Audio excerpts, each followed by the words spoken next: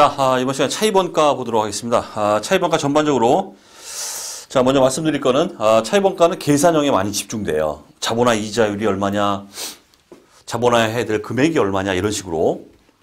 하지만 가끔 종종 서술형 문제도 등장을 합니다. 따라서 차입원가의 개요부터 해서 어느 정도는 보셔야 됩니다. 딱딱 짚어드릴게요. 자, 먼저 어떤 자산을 취득하거나 매입하거나 이렇게 하게 되면은 돈이 필요합니다. 항상 필요한 건 이 쇠입니다. 돈이 필요한데 이 돈이 필요하기 때문에 은행에서 차입을 하게 돼요. 자, 차입을 합니다. 자, 돈이라는 건 이제 열매를 만들고 과실을 만들어내기 때문에 그 과실은 바로 이자예요. 이자. 우리 민법이나 이런 쪽에서는 이자를 과실이란 말을 써요. 과실. 열매.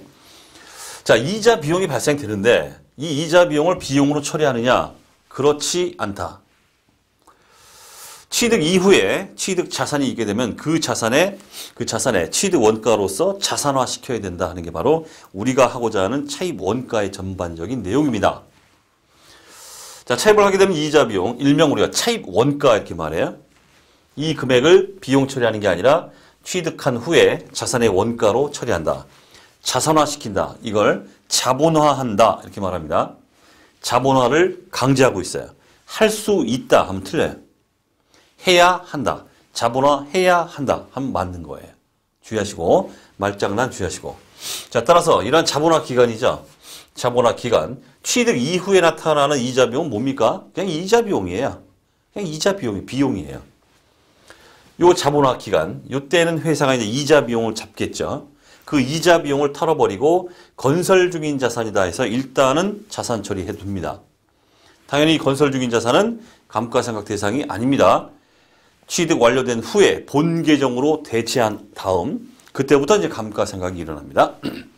자, 그다음 자본화 종료됐다. 취득이 완료됐다. 하게 되면은 건설 중인 자산 없애버리고 해당 유형 자산, 건물 뭐 이런 식으로 본 계정을 잡게 된다. 그리고 건물에 대해서 이제 본 계정인 건물에 대해서 이제 감가상각이 이루어진다. 자, 여기서 질문이라기보다는 왜 이런 짓거리를 하느냐? 자, 비용 처리하면 되는 거지. 그러면 이 비용 처리를 해야 되는 이 금액이죠. 비용 처리. 영원히 비용 처리가 안 되는 것이냐? 그렇지가 않다. 우리가 일반적으로 이론적 근거가 뭐냐 이렇게 얘기할 때 바로 수익 비용 대응의 원칙을 얘기합니다.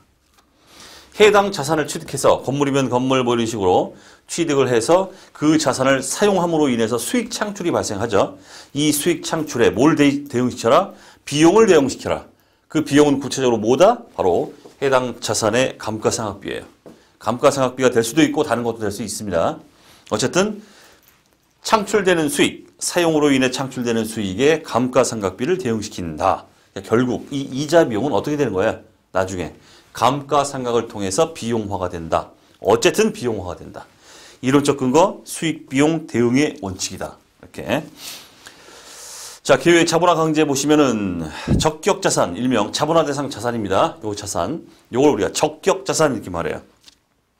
적격 자산의 취득 건설 제조와 직접 관련된 차입 원가는 자산 원가의 일부로 자본화해야 함 돼 있어. 자본화해야 한다. 강제 규정입니다. 우리 임의 규정이 아닙니다.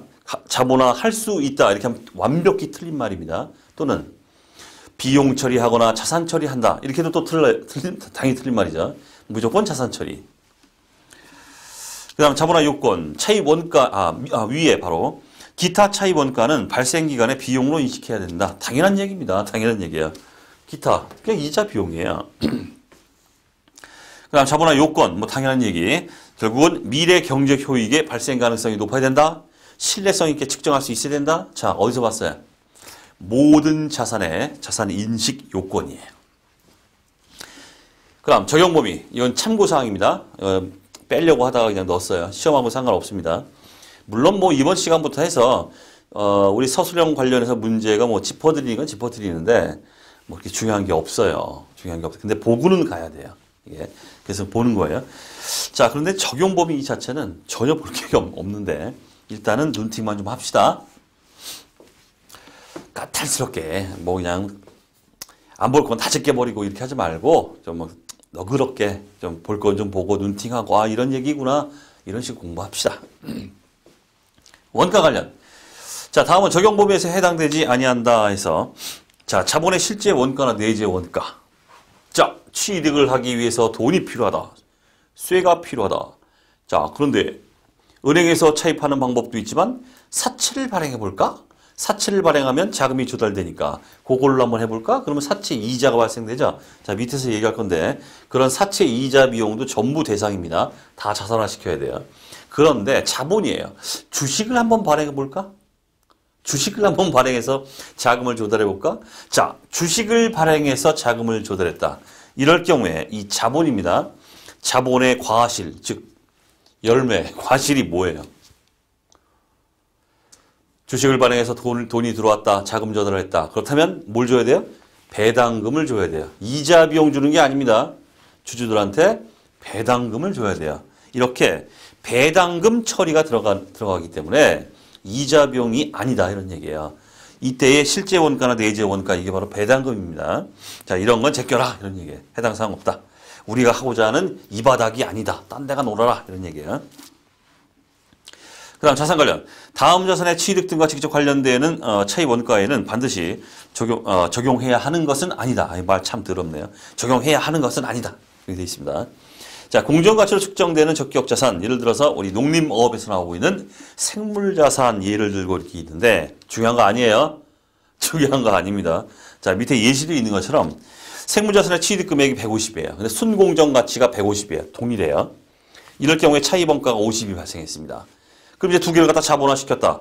자산화시켰다. 그럼 취득 금액이 200이 되겠죠. 그런데 문제는 뭐냐면 자, 차입 원가를 자본화하여 취득 금액을 200으로 한다고 해도 자, 생물자산은 최초 인식 시점에 순공정가치로 인식하도록 되어 있습니다. 순공정가치가 지금 얼마? 150이에요. 자산화했더니 취득금액이 200이에요. 그럼 200과 150의 차이. 평가손실 자꾸 시작합니다. 이게 뭐예요? 하나만 하지. 그죠? 자, 순공정가치로 인식하므로 순공정가치의 차액 50, 평가손실입니다. 평가손실 50은 다시 비용 처리가 돼버립니다. 따라서 KIFRS에서는 굳이 자본화를 요구하지 않는다. 제가 좀 친절하게 말을 좀 써놨습니다. 자, 그다음 다음 자산의 취득 등과 직접 관련되는 차입 원가에는 적용 범위에서 제외한다. 반복 대량으로 제조 생산되는 재고자산, 일명 단기 재고자산이에요. 단기 재고자산. 어느 정도 이건 의미 있고 중요해요. 단기 재고자산. 취득이나 매입하는데 1년이 걸리질 않는다. 그 다음 장기 재고자산. 취득이나 매입하는데 1년이 넘어간다. 적용 범위에서 제외합니다. 단기는. 하지만 주의하실 거 장기 재고자산은 포함돼요. 얘는 우리 하고자 하는 이 범위에 들어옵니다. 그렇기 때문에 문제에서 막연히 그냥 구름이 담는 거 하듯이 재고자산은 제외한다. 이렇게 하면 틀려요. 왜? 장기 재고자산은 됩니다. 자, 그러한 아주 음흉한 뜻이 지금 여기 숨어 있는 거예요. 단기 재고자산 얘기가. 자, 그 다음 적격자산. 어떤 것이냐? 정의. 볼 필요 없는 얘기지만 읽어보면 의도된 용도로 사용 또는 판매 가능한 상태에 이르게 하는데 상당 기간을 필요로 하는 자산이다. 모든 자산이 다 이렇죠. 자, 그 다음 포함 대상. 다음 자산은 경우에 따라 적격자산이 될 수 있다. 첫 번째, 1번에 나오는 재고자산. 뭐예요? 우리가 위에 있는 그 단기 재고자산 제외한다 이렇게 했기 때문에 유추를 하면 뭡니까? 아, 지금 1번의 재고자산은 장기 재고자산 얘기를 하고 있는 거구나라고 우리가 음흉하게 유추를 할 수 있어요. 됐죠? 가로 열고 써놓으세요. 가로 열고 장기 이렇게 써놓으세요. 장기. 그 다음 제조 설비 자산, 생산 설비, 무형 자산, 투자 부동산, 생산용 식물 해가지고 다양하게 우리 적격 자산, 차입원가 자본화의 대상이 될 수 있다. 이렇게 보시면 되고 재고 자산만 특별히 좀 주의하시고. 그 다음 제외 대상이 나오고 있죠. 적격 제외 대상. 자, 그나마 이번 시간에 시험용으로 조금 중요한 거. 적격 자산에서 제외되는 자산. 제외되는 자산이다. 요거는 의미가 있습니다. MVP까지는 아닌데 별표 쳐놓으세요. 그나마 나온다면 이게 좀 많이 나와요. 이게 적격자산에서 제외되는 자산. 첫 번째는 당연한 얘기입니다. 금융자산이에요. 우리 금융상품에서 보는 금융자산. 당연히 이거는 성격상 그래요. 성격상. 어쨌든 뭐 단적으로 얘기하고 있습니다. 금융자산은 제껴라. 그 다음 위에 나왔죠? 단기 재고자산.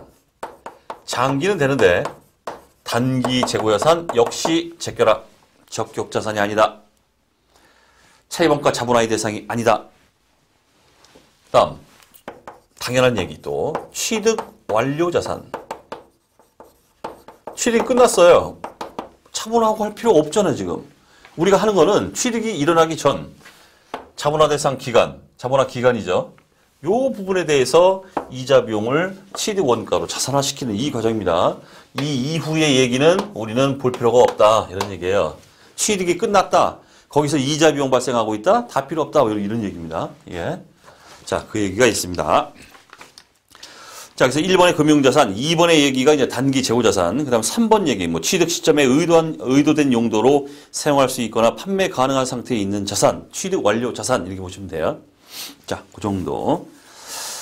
자, 그 다음 보론에 보시면은 요상한 얘기가 나오고 있죠. 무슨 뭐 회수 가능액 얘기 나오고 이거 쭉 나오고 있는데, 이거 늦까 말까 하다가 제가 보론으로 이제 넣었는데, 그 이유가 뭐냐면은, 무슨 시험이었더라? 기억이 안 나네. 제가 그 IFRS를 시험 과목으로 하고 있는 모든 시험 문제들을, 기출 문제들을 다 검토하기 때문에, 어디서 출제된지가 깜빡깜빡할 때가 있습니다.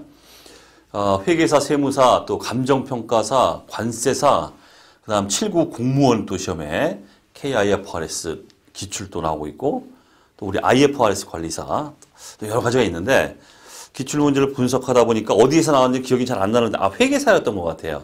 그 기출문제 이 문구가 한번 등장한 적이 있어요. 그래서 한번 넣어봤어요. 혹시 몰라서.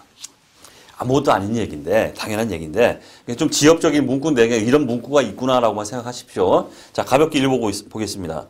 차입 원가를 자본화한 결과, 자본화를 했어요. 이렇게 했더니, 이게 넘치는 거예요. 막, 금액이 큰 겁니다.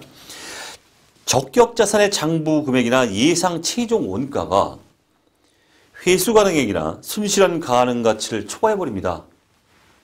순실현 가능 가치는 10인데 이거 다 했더니 뭐 100이에요. 넘친다 이런 얘기죠. 우리는 요걸 잡아야 됩니다. 요걸 잡아야 돼요. 그래서 요 차이만큼의 90은 뭐다 이런 얘기 우리 봐왔습니다. 이게 뭡니까? 손상이다 이렇게 보자는 거야. 손상 차손이다. 됐습니까?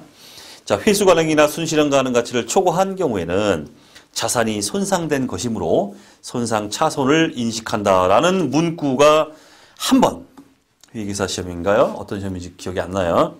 나온 적이 있기 때문에 넣습니다. 자, 이런 게 있구나 넘어가시고. 자, 그 다음 차입 원가.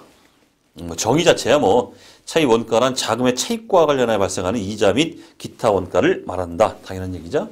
자, 은행에서 차입했다. 차입금 이자가 나오고 사채를 발행해서 자금을 조달했다. 사채 이자가 발생되고 그 다음 은행에서 대출을 받았어요. 마이너스 통장을 개설했습니다. 당좌 차월 이자. 이게 바로 마이너스 통장 만들었을 때 이자죠. 대출금 이자다 이렇게 보시면 돼요. 이런 것들이 대상이에요. 우리가 하고자 하는 이자 비용이라는 게 차입 원가라는 게 그런 것들이다. 이런 얘기고. 그 다음 포함 대상 보시면은 차입 원가는 이걸로 끝나는 게 아니라 다음과 같은 항목을 포함할 수 있다 해서 첫 번째 유효위자율법을 사용하여 계산된 이자 비용. 일명 제일 유명한 거 사채 할인 발행 차금 상가액. 현재가치 할인 차금 상가액 이런 것도 포함이 됩니다. 주의하세요. 다만 구체적인 사항은 우리 금융상품 쪽에서 이제 다 볼 거기 때문에 그쪽에서 이제 사채 할인 발행 차금 상가액 뭐 이런 거 나오죠. 그때 참고하시고. 그다음 두 번째. 자, 이제 리스를 볼 건데 리스 부채 관련 이자입니다. 이건 리스 회계에서 봐야 됩니다. 리스 회계에서. 그 이외에 또 3번에 보시면은 외화 차익금과 관련되는 외환 차이 중 이자 원가의 조정으로 볼 수 있는 부분이다. 이렇게 되어 있습니다. 자, 옛날에 이제 원화 차입금, 심지어는 차입을 했는데 외화 차입을 또 할 수 있어요. 그럼 어떤 문제가 생기냐면 외화 차입금 이자 비용도 자본화 시켜야 되고 외환 차이가 또 발생하게 되고 여러 가지 문제가 생깁니다. 그래서 옛날에 뭐 제가 회계사 책 쓸 때는 그때는 원화 차입금, 외화 차입금 해가지고 완전히 그냥 폭발을 시켜버렸었는데 지금은 단언컨대 시험 출제가 안 되고 있어요. 트렌드가 아니에요. 아예 안 나와요. 개무시해버려요. 자, 전혀 볼 필요 없으신데 가끔가다 이 문구가 나오기 때문에 이 문구만 기억하시면 됩니다. 끝! 더 이상 신경 쓰지 마세요. 자, 우리 말장난에도 나와 있죠? 어떤 식으로 나오는지에 대해서 말장난에 나와 있습니다. 그냥 외환 차이 이렇게 하면 틀립니다. 외환 차이 중 이렇게 돼 있죠. 이자 원가의 조정으로 볼 수 있는 부분 이렇게 되어 있습니다. 자, 확실하게 이 문구를 좀 기억하십시오. 종종 등장하기 때문에 어쩔 수 없이. 이자 원가의 조정으로 볼 수 있는 부분이 뭐냐 하면 이게 뭡니까? 라고 저에게 물으신다면 제가 강의를 한 3시간을 해야 돼요. 자, 이 문구만 기억해 주시면 되겠습니다. 자, 이렇게 해서 가볍게 안 볼 수 없기 때문에 우리 계산 들어가기 전에 차입원가의 개요부터 해서 야부리 썰 푸는 사항들을 반드시 보셔야 되고 어떤 게 나오는지 계속 짚어드릴 거예요. 걱정하지 마시고 쭉 한번 가볍게 보십시오. 자, 다음 시간에 또 강의를 이어가도록 하겠습니다.